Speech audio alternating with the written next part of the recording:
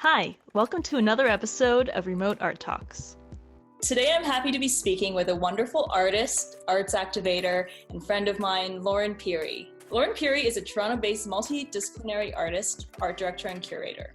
Lauren works in a range of media and scale, from delicate, intricate ink drawings to large-scale murals and installations. Hello, Lauren, again. Hi again, Tammy. So you have quite a distinctive approach to your work. I think like people who've been following your illustrations and your artwork into your installation work have there's like a similar vibe of things being quite delicate in my opinion, but also subversive a little bit. And it's been interesting to see how I guess like your work has branched out from being 2D paperworks onto like different surfaces and like other ways of expressing that. So do you want to tell us a bit about your work? Yeah, I do, like you were saying, like a range of different types of work. And I think a lot of people have been more familiar with kind of my paper-based ink work that I've been doing for a long time in different types of outputs, but kind of like using ink and combination of like fine detailed line work with more like washy ink watercolor looking colors. And I still do a lot of that type of work. I've also started to translate that kind of a technique onto canvas, which was something I did even before that, but I've kind of come back to and merged those two things together. Working freelance and making artwork, and working in various creative capacities. I also, like back in the day, used to run an art and environmental organization and did a lot of like collaborative projects and events and curated events and design things for spaces. And so the idea of space and large scale projects and formats that kind of really work with environment has always been something that's been interesting to me. And also like environment in both senses, environment in the sense of like the space that we're actually occupying at the time of experiencing the artwork, and also environment in terms of like our natural environment around us and the ways that we as humans respond to and interact with and are connected with and are responsible for. Do you want to give folks an idea of like where some of your installation pieces have popped up in the last like 12 months or so? Yeah, well, the first really large scale one was installed for an event that I art directed, that Henderson beer. An event that I art directed and curated at the MoCA last year in July, which was produced by Banded Purple. It was a one-day event that featured a live performance of the Royal Conservatory of Music playing a collection of Frank Ocean songs. It was kind of a dream project of mine, and also gave me like a really great space to make this piece that I'd had in mind for a long time, that like in the context of that event, all of the themes and everything, it really was the perfect outlet for it. So yeah, that was kind of the first version at that scale. And it was installed on the ceiling of the second floor of the MoCA over top of the stage. And also I collaborated with some amazing botanical artists who I work with sometimes, Jamie McQuaig and Graham Teeple. And they installed some amazing botanical pieces around the stage and also sort of interwoven with my sculpture. Yeah. I'm talking with them about doing some more stuff going forward, which I'm excited about. And then larger scale stuff since then, I just did a couple of pieces, which are one piece, but split between two rooms at the Delisle space for Design Toronto. So those were also like two large soft sculpture and lighting based pieces that they're made out of cotton fabric and stuffing and then LED lights in between. And they were installed, like the Delisle space is I don't know if it technically qualifies as a heritage building, but should. But a really interesting architecturally interesting older building with these really interesting skylights that I installed the two pieces in for Design.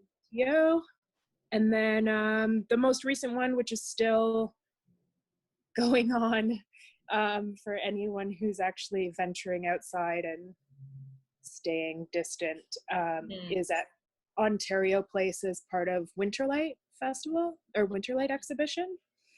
And it's on the bridge down there, like going from the main entrance toward the West Island, where there are currently 22 outdoor light-based installations by different Toronto artists. Cool. And that's until the end of March, is that right? It is, yeah. I have a bit of an inside scoop. I'm sure it's okay for me to say this, but just because of everything, I think the exhibition is going to be up until at least April 5th. Okay. So you mentioned, I guess, like your studio space or having space to create like larger installations. Where is your studio space? Do you work from home mostly, or do you have another space as well? I'm just getting into it, and it's quite challenging because I live in a 400 square foot apartment. And like, you know, I can barely fit my canvases in here. Yeah. I usually work from my studio, which is a shared studio space. Like I have my own little space within a larger shared artist space at Dufferin and Dupont, right across from the Galleria Mall. But yeah, I'm in quarantine right now, so I was super lucky to have one of my studio friends bring some of my stuff down. So I'm kind of like turning my place into this like makeshift like studio that's kind of working from my couch / I'm gonna just ruin my apartment over the next couple weeks, I'm sure. So I guess like while you're in the midst of quarantine / like self-isolation, is there anything that you're doing to like keep motivated or inspired as a human or an artist? I've been up and down, like, and I want to be super honest about that because I feel like a lot of people are struggling with that right now, or maybe it's just me. No, it's not just you. It's not just you. Yeah. But I think that, like, you know, seeing people make all these projects online and whatever, and I'm kind of doing the same thing, but also it's tough. Like I'm very up and down energetically. I'm very up and down emotionally. I'm in quarantine, so I can't even like go to the grocery store or anything. So, and I live alone.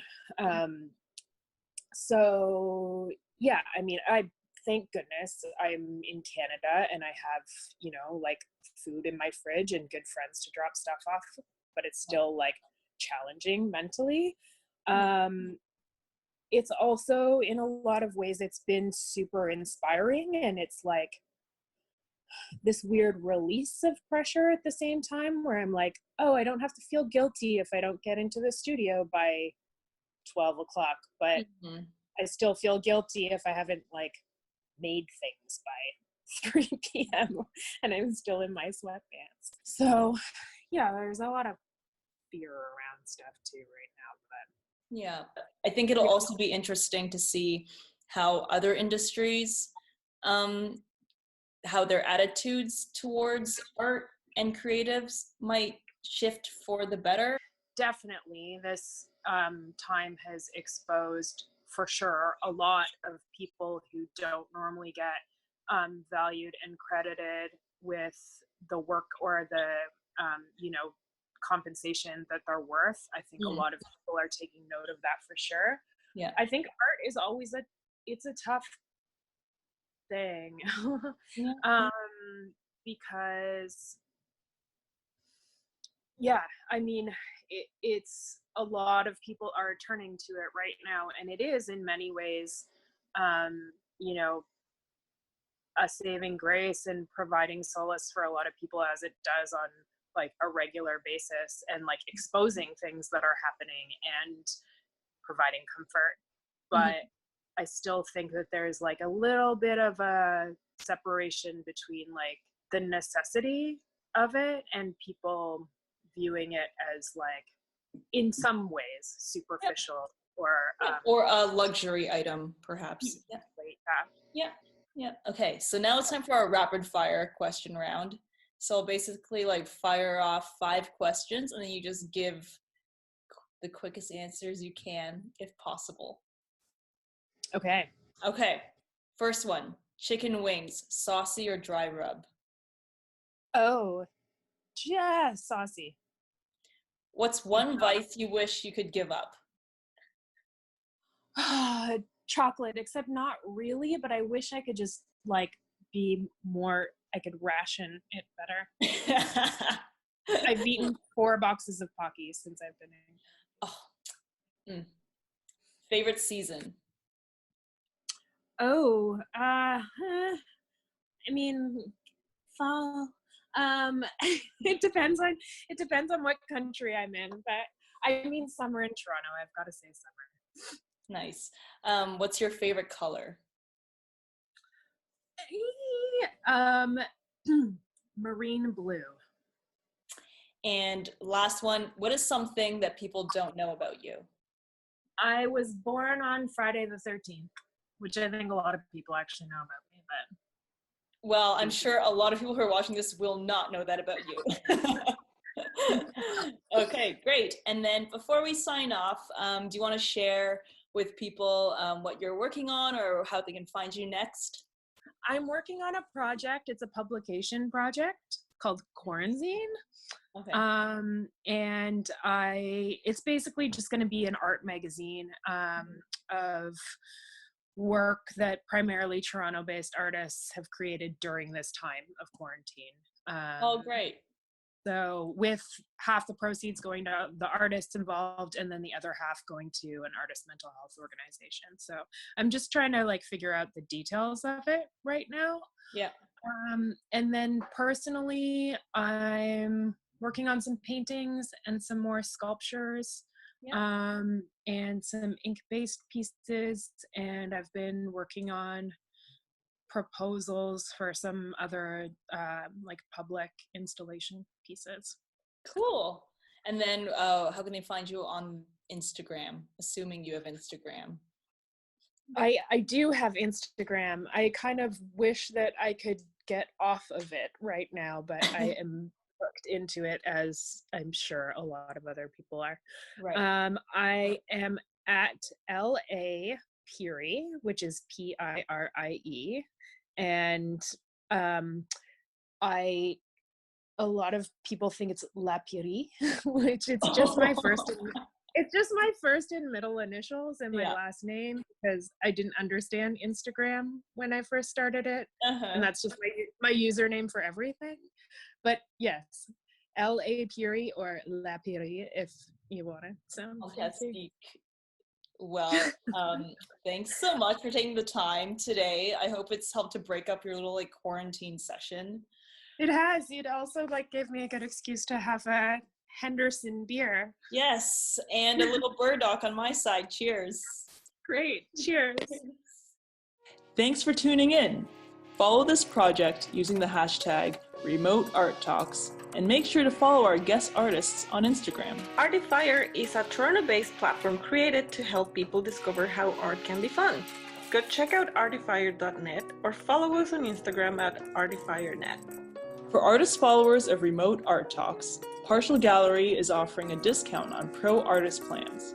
Partial is a curated online directory of noteworthy independent artists. Go to partial.gallery, create a free profile, and use the code REMOTE to get a 10% discount on your pro plan.